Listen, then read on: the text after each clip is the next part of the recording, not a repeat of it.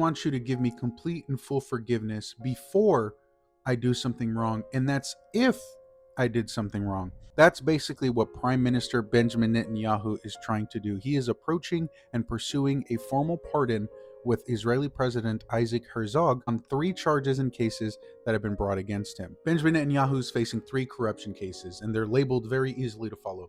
Case 1000, 2000, and 4000.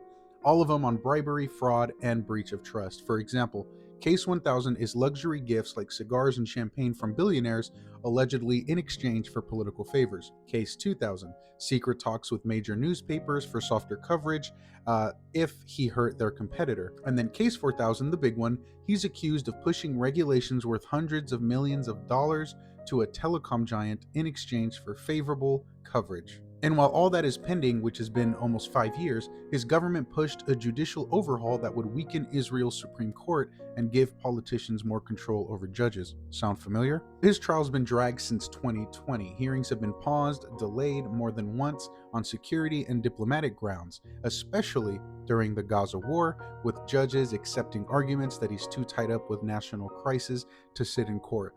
Because, of course, systemically starving people and bombing children takes up a lot of time. Now he's formally asked President Herzog for an extraordinary pre-conviction pardon without admitting guilt and without stepping down.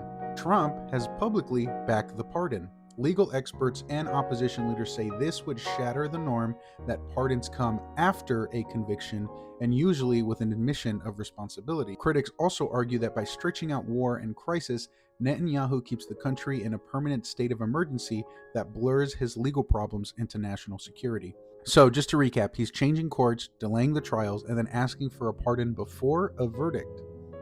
Seems a little suspicious to me. Anyways, that is the news. Stay informed. You can follow for more, but of course, you don't have to.